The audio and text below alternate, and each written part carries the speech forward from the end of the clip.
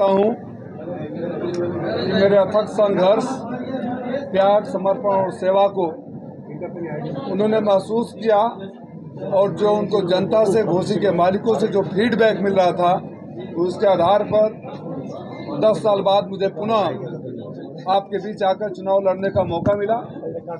इसके लिए मैं अपने उन तमाम घोसी के कार्यकर्ताओं का भी आभार व्यक्त करता हूँ, अपने जिले की कार्यकारिणी के अध्यक्ष समेत सारे पदाधिकारियों का भी आभार व्यक्त करता हूँ और उन जनता का भी आभार व्यक्त करता हूँ जिन्होंने सर्वे में अपना ये फीडबैक दिया कि अगर राजीव राय प्रत्याशी बनकर आते हैं तो उनको कोई हरा नहीं सकता।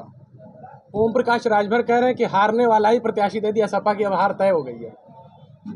ओम प्रकाश राजभर को अभी भी आप सीरियस ले रहे हैं तो अब मैं क्या कहूँ। उनके पुत्र जिनको लेकर लॉन्च करने यहाँ आए हैं, री-लॉन्च करने यहाँ आए हैं, मैं सुन रहा था किसी मीडिया के बाइट में मेरे 2014 के वोटों को भी कम करके बता रहे थे। वो भूल गए किसी घोसी के पिछले लोकसभा में आपकी हैसियत छड़ी कितनी है, खाली 39,000 वोट मिले थे। अब उस 39,000 में से भी कितने वोट बचे होंगे। उनकी सबसे बड़ी ताकत आदरणीय महेंद्र राजभर जी हमारे बगल में बैठे हैं, तो गिनती कर लें कि सिंगल डिजिट वाले 1000 में रहेंगे कि डबल डिजिट का 1000 में पहुंचेंगे। और मेरे ऊपर कटाक्ष करते हुए जो उन्होंने कहा, तो मैं तो याद दिलाना चाहूँगा कि राजीव राय 2014 में चुनाव लड़ा, हारा, वादे के मुताबिक हर सुख दुख में यही रहा। आपके पुत्र बनारस से 2022 में ही लड़ रहे थे, वहाँ उनकी कुटाई हुई और आपने कहा, हमने नहीं कहा कि भारतीय जनता पार्टी के गुंडे हमको मार रहे हैं। उन्होंने गुंडों ने कुटाई किया। अगर आपके शब्दों को मैं बारो करूं तो बनारस से भागकर घोसी आ गए और यहाँ बड़ी बड़ी बातें कर रहे हैं। आप जब घोसी आए, आप याद करिएगा माननीय राजभर साहब, आप मंत्री थे और घोसी के ही राजभर के बच्चे अन्य बच्चों के साथ मलेशिया के चाइनीज गुंडों के चुंगल में फंसे थे। आप मीडिया के साथ ही जाकर उनका बयान लिए थे, मैं झूठ नहीं बोलता हूँ। और बड़ी उम्मीदों के साथ वो गुहार लगा रहे थे। तब उन्होंने राजभर जी ने कहा था कि राजीव राय कर सकते हैं, हम मदद नहीं कर सकते। अरे जब मुसीबत में राजीव राय मदद कर सकते हैं तो वोट में वो आपकी मदद क्यों करें।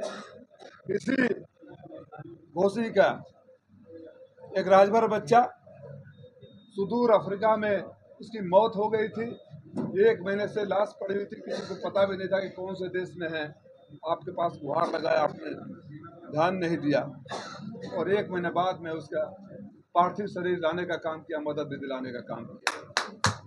इसी घोसी अनाथ हो गए, आपने दरवाजे पर झांकने तक नहीं गए और आकर अपने बेटे को री-लॉन्च करने के लिए अगर घोसी में अहंकार की भाषा बोलेंगे, घोसी में झूठ बोलेंगे, तो घोसी उपचुनाव तो ट्रेलर था। इस बार आपको घोसी की जनता पूरी मूवी दिखा देगी 3 घंटे। बसपा का कैंडिडेट भी उन्होंने सेट कर दिया है और सपा को बड़ी परेशानी होने वाली है। तो क्या लग रहा है, क्या भाजपा का बसपा से टाइप है?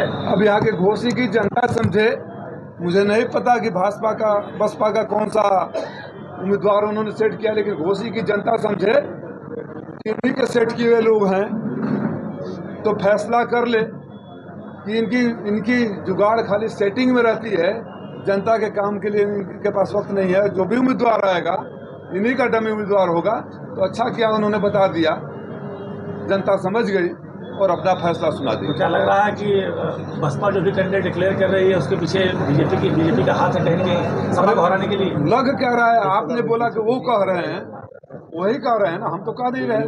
उन्होंने स्वयं कह दिया कि उन्हीं का डमी कैंडिडेट होगा। तो जो उनको वोट नहीं देना चाहता होगा बसपा को क्यों देगा और उनको वोट क्यों देगा? पहले भी बोला था, आप लोगों को याद होगा, ये वो छड़ी है जो बिना सहारे के खड़ी नहीं हो सकती। राजनीति के भस्मासुर हैं ओम प्रकाश राजभर। इनकी छड़ी को जो सहारा देता है, सहारा पाते उसी छड़ी के साथ उसके पीछे पड़ जाते हैं। भारतीय जनता पार्टी के कार्यकर्ता, मैं और आप नहीं भूल पाएंगे अगर हमारे परिवार के बड़े बुजुर्गों को गाली दिया जाए। हम लोग समाजवादी कार्यकर्ता कभी माफ नहीं करेंगे अगर हमारे श्रद्धेय नेताजी या आदरणीय अध्यक्ष जी को गाली दिया जाए। मैं भाजपा के कार्यकर्ता आज भी याद रखे होंगे कि कैसे उनको दौड़ाकर माँ बहन की गालियां दिया गया, जूते मारने के बाद। आदरणीय महेंद्र पांडे जी को मन से मां बहन के गालियां दिया गया। आदरणीय जोगी साहब को भी का कटोरा लेकर भिजवाया गया और शाह साहब मोदी साहब को गुजरात भेजने की बात कही गई और नहीं कर पाए तो अपने बाप की औलाद न होने की भी बात कही गई। उस पर तो नहीं जाऊंगा, लेकिन मैं कार्यकर्ताओं से जानना चाहता हूं कि क्या आपके नेता को गाली देने वाले, आपको जूते मारने वाले के साथ आप खड़े होंगे? आपके अंतरात्मा इस बात की इजाजत देगी? भारतीय जनता पार्टी के साथियों से मेरा एक विनम्र निवेदन है कि रात को सोने से पहले इस पर आत्ममंथन जरूर करिएगा। पीडीए की बात करेंगे, पूरे समाज की बात करेंगे? मैंने कभी जात धर्म पीडीए में पूरा समाज आ जाता है। पीडीए में कौन सा है, कौन सा समाज छूट गया? ये से आप लोग अपने तरीके से लेते हैं। राष्ट्र अध्यक्ष जी ने कई बार कह दिया, ये से अगड़ा भी है, ये से अल्पसंख्यक भी है, आदिवासी है और आधी आबादी भी है। तो पीडीए में तो सभी समाहित है। लेकिन तमाम जाति के जो नेता अलग अलग हैं, छोड़ते जा रहे हैं। आपके गठबंधन को छोड़ के लोग जा रहे हैं। जनवादी पार्टी ने अलग हो गई, अपना दल अलग हो गई।